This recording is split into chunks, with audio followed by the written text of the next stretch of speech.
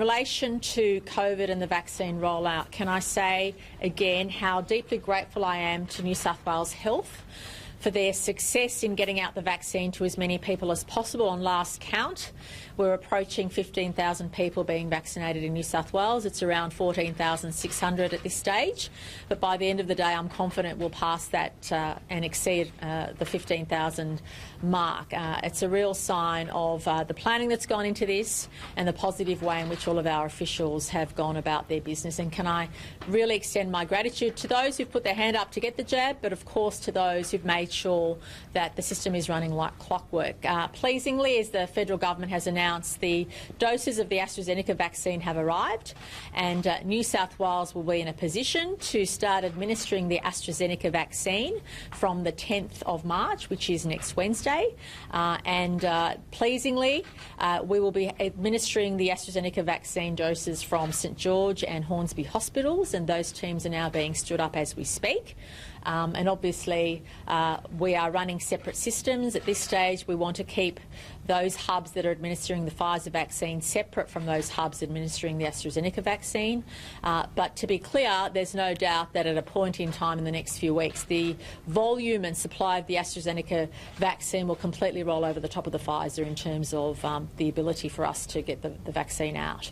I look forward to being able to get the vaccine myself, as I'm sure Dr Chan and Minister Hazzard are, but it's really an opportunity for us to look at how we can scale up that supply, and also make sure that not only are we giving it to those categories outlined in 1A and 1B, the New South Wales Government believes strongly that we merge those two categories to get the vaccine out as soon as possible, but also that we offer it to the families of quarantine workers in that first tranche, as well as the families of aircrew. We know there's domestic aircrew which are high risk, and we want to make sure they and their families are vaccinated as well. So in the first phase, New South Wales Government will be combining phases 1A and 1B, and certainly also extending the opportunity to the families of quarantine workers in this first phase, as well as the families of aircrew who are at considerable risk. Pleasingly, there's also been a good rate of compliance of businesses, because as we move forward with the vaccine rollout, we're really, really conscious that we need people to comply to the existing COVID-safe rules. We are looking to the future. We are looking, as you know, from March 17, easing further restrictions, but we need to have confidence that businesses and patrons are doing the right thing. And pleasingly, we did up the ante on compliance, and there was just one venue which required attention. And the vast majority of businesses and patrons are doing the right thing, and can I please encourage everybody to do that.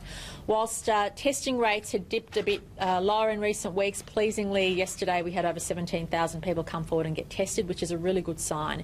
It means we're not complacent, we're not letting down our guard just because the vaccine rollout has started, and that's exactly the position we need to be in, because the risk of the virus is still there, the risk of it seeping out of our quarantine system and into the broader community is still there, and we need to make sure we are on top of that.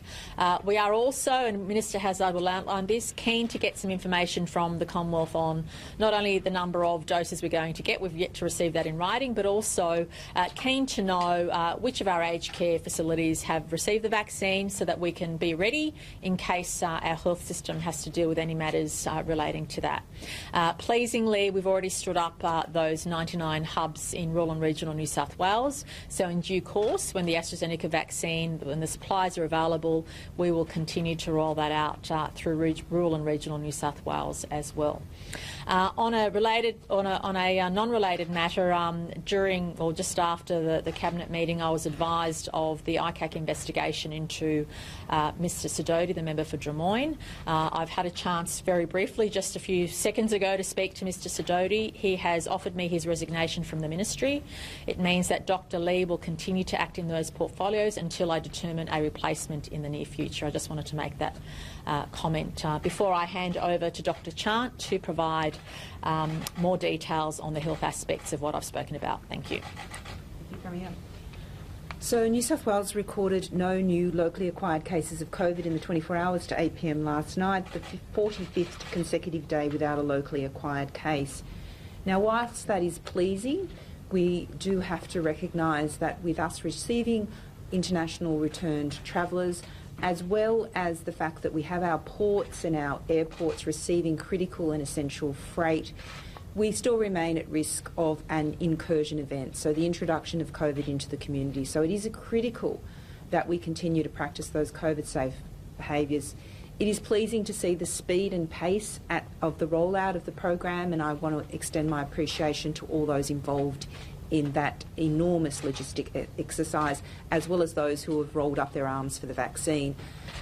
The focus on quarantine workers and border workers particularly assists us in ensuring that we ring-fence and further decrease that risk of incursion events triggering the need for broader community action associated with local community transmission.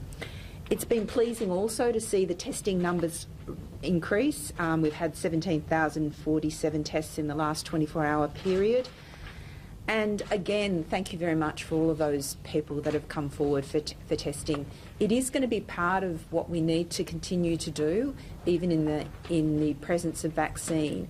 Clearly, throughout 2021, we're going to need to calibrate and change our public health response as we progressively get the community vaccinated. But at this point, please continue to get tested, even with those most minimal of symptoms. Thank you.